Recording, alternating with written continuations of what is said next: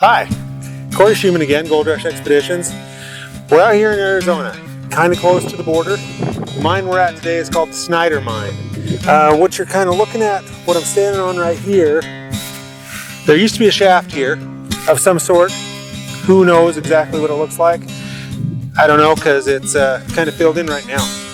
We've got, you can see here, some of this light color, this polyurethane foam that has just been dumped everywhere. Be it the contractors, be it the Forest Service, regardless, somebody signed off on this and they looked at this and said, this looks beautiful and natural. Let's leave this historic mining site like this.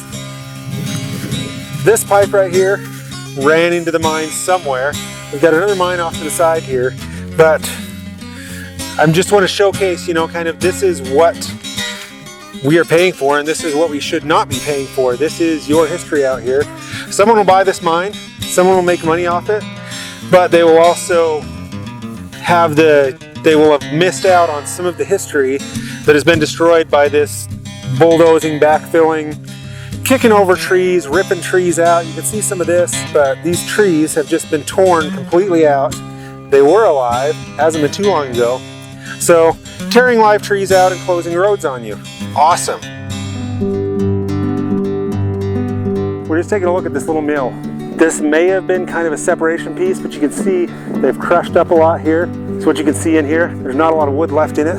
You might want to ask, why would they build a mill here? Well, there's a couple of reasons to build a mill on your mine. The biggest reason is you can crush and process all your stuff without reporting it all. So sometimes you see mine reports where it says, oh, there was no production from this mine, even though there's, 8,000 feet of workings. Bullshit. There was production. It was just the guys that owned the mine didn't want to pay taxes on it and they didn't want to be screwed with. So Bureau of Mines guy comes by, looks at their mine and says, hey, how's your production? And they say, damn, we haven't found shit yet, but we're still looking real hard. Bureau of Mine guys goes on, they don't pay taxes and they continue to work their mine. So that's one of the big benefits of having a mill on your site. If you ship it out someplace else, there's a paper record of where you shipped it, how much you shipped, and how much money you got. So let's go on up and into the mines.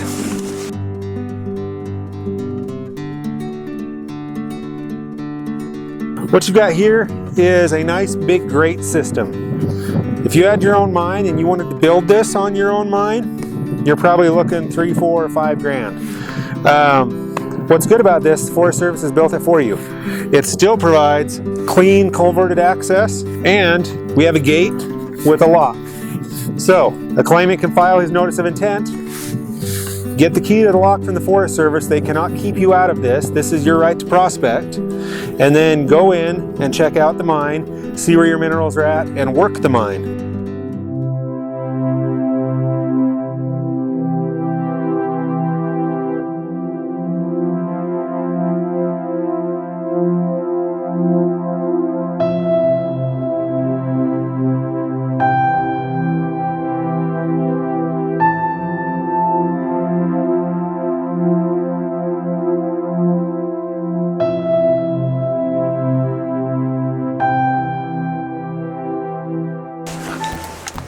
Hola!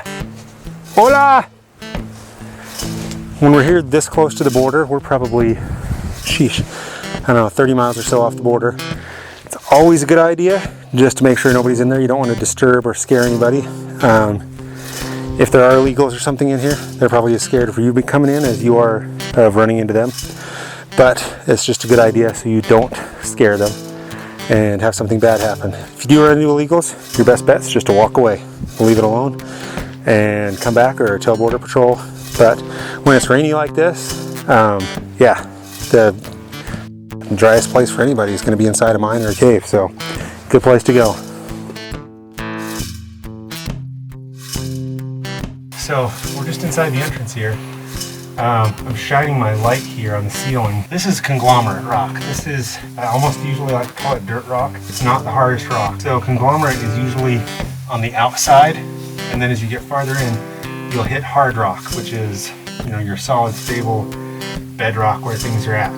Somewhere in between there, usually between your conglomerate and your bedrock, is where your richest ores are going to be. So keep an eye as we go in, see what everything looks like. Yeah, so hopefully if you watch any of our videos at all, you know that gold often forms with quartz. Quartz and gold love each other. Quartz, gold, and iron is a recipe for you guys to make some riches. What you've got right here, we are still in the conglomerate, but we have a ton of beautiful quartz here. And what's going on around the quartz is there's been big chunks removed. Now I'm betting that the reason that big chunks were removed from the quartz is probably because there was visible gold in them. You can see a piece right here has been chipped away.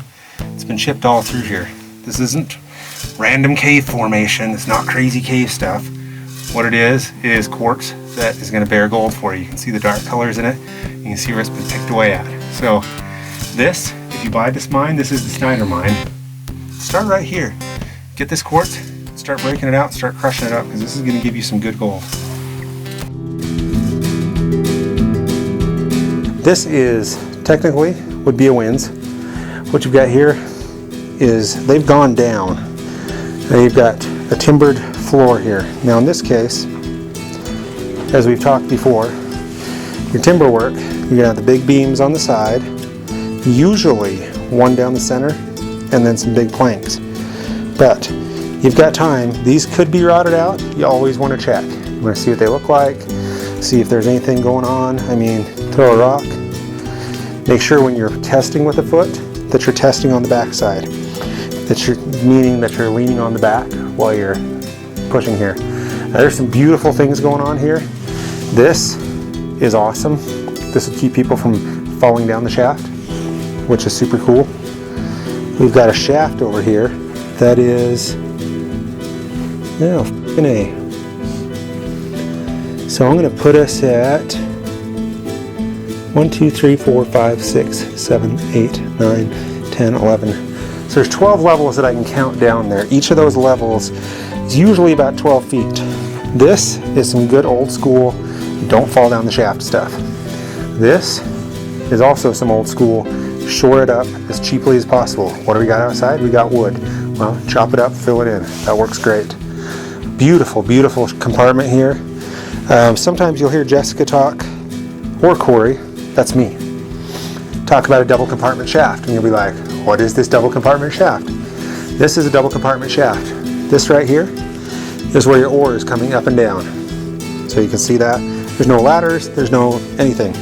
This, oh, what's this? I see there's a little bit of a tube over there. I don't know if you can see that. This probably brought water, but look, there's a ladder. You see that? This is all held together. The technology that miners did to keep all this stuff running together is just stunning. If you get a chance to read on mine construction, Butte's got a bunch of stuff on it. It is crazy. But anyway, back to our original point, this is your manway. So 1 compartment, 2 compartment, double compartment shaft. Got it? Got it, good.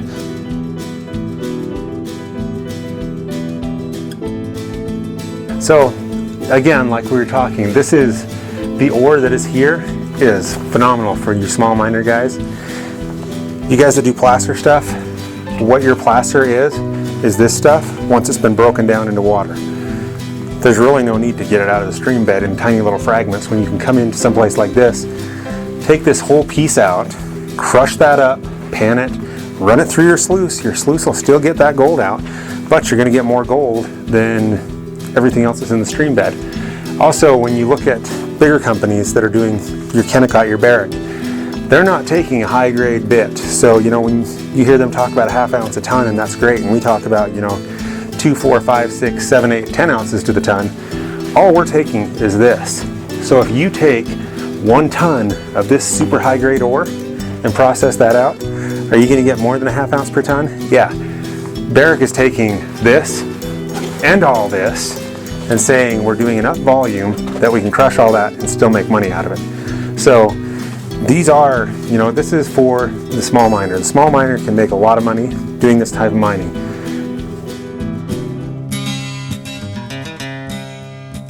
So if you can see, this big rock is just hanging out waiting to drop on somebody's head. This is not the best, most hard rock that you're going to find. So if you did come in and work this mine, one of your first pieces of business, if you're going to come back here, would be to get behind this with a pry bar and drop this big bastard out of here, because you don't want it coming down on your head. In the interest of safety, I'm keeping Jessica back behind that. I think we're just about to the end here, so we're going to shoot a few more pictures and then continue on forward. So, as we're in here now, you can kind of see here, here's the vein when they're working. We stopped here, what you see right here, this is the face of the mine. That's the end point there. You can see some of the quartz and structure there. And you can see the body of the vein here. So what it looks like is they took this section out right here, probably blasted it out, and then took it out and either got it assayed or something to that effect. And then, for whatever reason, decided to work. Like, it looks like they have worked a lot of it. Oh, I see why they're working it. Look right up here. You can see some of the little bits of gold and some of the scarring that's running up through there. This volcanic stuff is great for getting gold out of, and that's probably what they were working. Yeah, we'll do some history and see why exactly they stopped, but this is very cool. It's really good potential for a small guy to just come in here and you can just break this out. I mean, rock hammer in a Home Depot bucket and bring it out, crush it up, run it through your sluice box at home, good to go. One of the biggest things you want to be aware of when you're in the mines is your surroundings. If you take a look at this, you can see there's quite a few footprints in here. More than I would expect for being an old mine. And see how far they go back. It'll give us an idea of who's been in here and why they've been in here too. If they go all straight to the back and don't do anything, then you may just have some illegals that are hiding out. Or if they go all the way to the back and it looks like they picked a little, it may be some prospectors.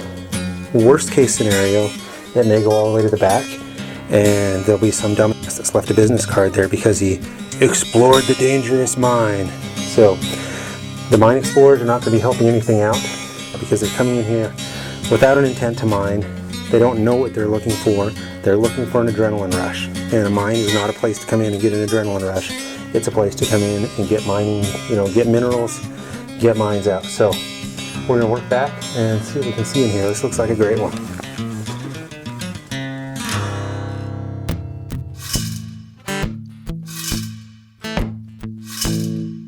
Sometimes things don't work out the way you think they are. For this little adit, for instance, we saw some pipe coming out here. We see some dig, but the face is right there. So we're, 25 feet of adit. I don't see anything that's super awesome that they cut into, which is probably the reason that they went 25 feet and said, oops, missed the vein, screw it, let's go.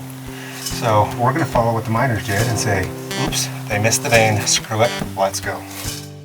This claim is available for purchase, and if you would like more pictures, more video, visit our website, www.goldrushexpeditions.com, or give us a call.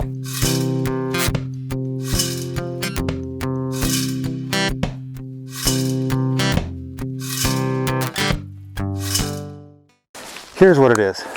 Tucson has some bitchin' breweries. Really good borderlands is great for breweries. So all these places, they know that when the miners come out, miners love beer. So you come out here, you mine for the day, you go into town, and you get beer. You get a lot of beer, and it's awesome because you've got a lot of gold, and it's awesome. It's just like the old days used to be. So we're going into Tucson, we're getting some beer.